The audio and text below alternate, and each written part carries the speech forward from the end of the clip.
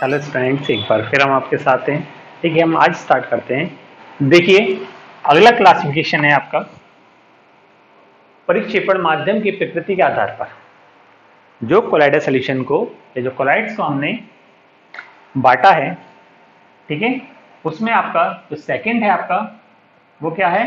परिक्षेपण माध्यम की प्रकृति के आधार पर, मतलब on the basis of nature of dispersion medium.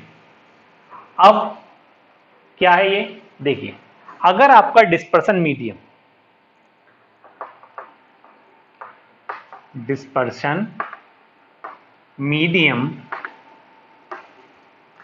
अगर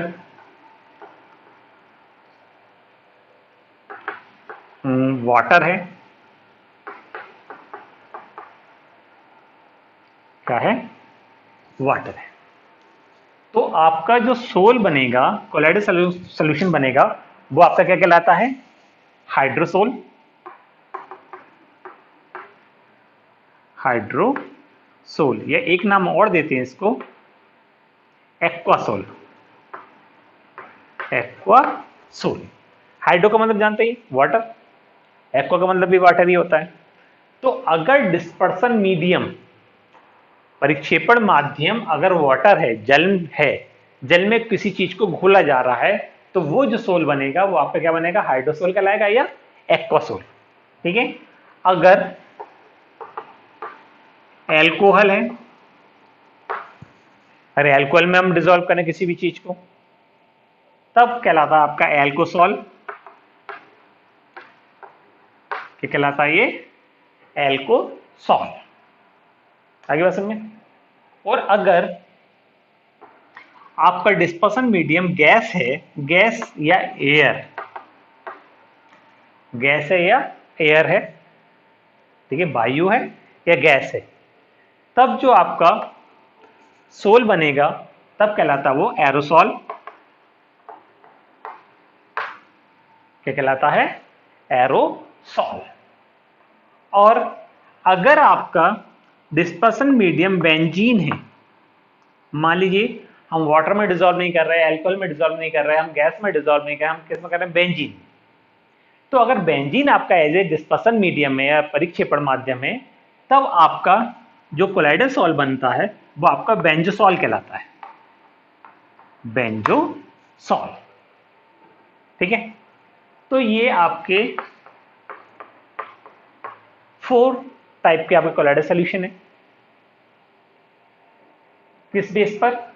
डिस्पर्सन मीडियम का जो प्रकृति है, जो नेचर है, ठीक है, उसके आधार पर।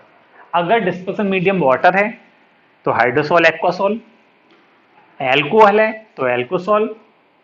गैस या एयर है तो एरोसॉल। और अगर बेंजीन है तो बेंजोसॉल कहलाता है। ठीक है। अब देखिए, अगला क्लासिफिकेशन है, अब देखिए, परिचित व्यवस्था के आवेश के आधार पर। परिचित व्यवस्था, ठीक है, डिस्पर्स फेस जिसको हम मिला रहे हैं, और उसके पार्टिकल के ऊपर या उस कण के ऊपर कैसा आवेश है? पॉजिटिव है, नेगेटिव है, धनावेश है या ऋणावेश? देखिए, तो इसमें आपके एक आता है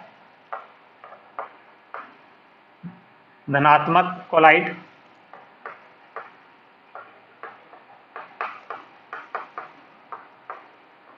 धनात्मक कोलाइड बिलियन या कोलाइड, ऐसे करें, धनात्मक कोलाइड। और दूसरा आता है आपका ऋणात्मक कोलाइड। ठीक है, ये आपका नेगेटिव कोलॉइड, कोलॉइड्स, और ये आपके पॉजिटिव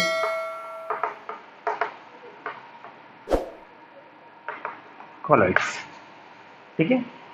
जो आपकी डिस्पर्स फेज है उसके ऊपर कौन सा आवेश है, कौन सा चार्ज है, नेगेटिव है या पॉजिटिव है, उस बेस पर हम इसको 2 पार्ट्स में बांट सकते हैं। एक आपका पॉजिटिव कोलाइड्स मतलब धनात्मक कोलाइड, और एक आपका ऋणात्मक मतलब नेगेटिव कोलाइड्स।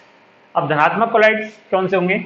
देखिए, जो आपके परिचित प्रवस्था पर धनावेश हो, अरे ऐसे कोलाइड विलयन जिसमें परिचित प्रवस्था के ऊपर कैसा हो? धनावेश मतलब पॉजिटिव चार्ज हो। पॉजिटिव चार्ज, धनावेश हो, ठीक है। ऐसे विलयन आपके क्या कहलाते हैं? धनात्मक कोलाइड। ऐसे कोलाइड विलयन जिनमें परिचित प्रावस्था के कणों पर धनावेश होता है, उन विलयन को हम धनात्मक कोलाइड कहते हैं। कहते हैं धनात्मक कोलाइड या पॉजिटिव कोलाइड्स। जैसे FeOH का होल थ्राइस और AuOH का होल थ्राइस, इनके, या और देखिए CrOH का होल थ्राइस, और भी बहुत सारे ऐसे धनात्मक कोलाइड्स हैं के एग्जाम्पल हैं, ठीक है। तो इनके जो कोलाइड सोल्यूशन है वो आपके कैसे हैं? Positive colloids. अब देखिए नेगेटिव कोलाइड्स। नेगेटिव कोलाइड्स में अगर आप देखिए, इसमें क्या है कि जो आपके परिचित व्यवस्था है, ठीक है, मतलब डिस्पर्स फेज है, डिस्पर्स फेज, परिचित व्यवस्था के जो कण हैं उन पर अगर नेगेटिव चार्ज है, कैसा है? नेगेटिव चार्ज है, ठीक है। अगर नेगेटिव चार्ज है तो ऐसे कोलाइड सॉल्यूशन को हम क्या कहते हैं? ऋणात्मक कोलाइड्स या नेगेटिव कोलाइड्स। एग्जाम्पल में देखिए जरा, इसके जो एग्जाम्पल हैं आपके सोल ऑफ मेटल्स, मेटल के जो कोलाइडल सॉल्यूशन होते हैं, जैसे सिल्वर, गोल्ड, प्लेटिनम, ठीक है, कॉपर, इनके जो कोलाइडल सॉल्यूशन होंगे, मेटल के जो कोलाइडल सॉल्यूशन होते हैं, ठीक है, वो आपके कैसे होते हैं? नेगेटिव चार्ज, मतलब ऋणात्मक कोलाइड्स, ठीक है। और बाकी सल्फाइड,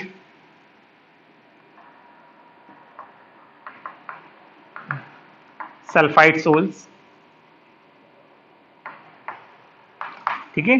जो सल्फाइड सोल्स होते हैं, जो सल्फर के जो सोल्स होते हैं, सल्फाइड सोल्स, वो सारे क्या है? वो नेगेटिव कोलाइड्स, ठीक है।